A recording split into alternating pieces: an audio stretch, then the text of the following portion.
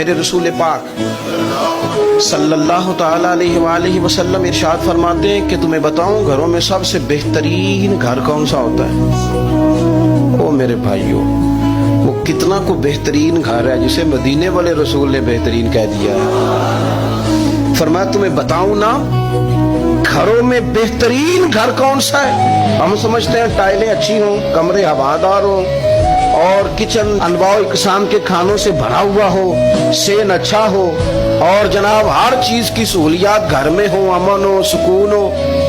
نہیں، حضور فرماتے ہیں مجھ سے پوچھو نا بہترین گھر کون سا ہے؟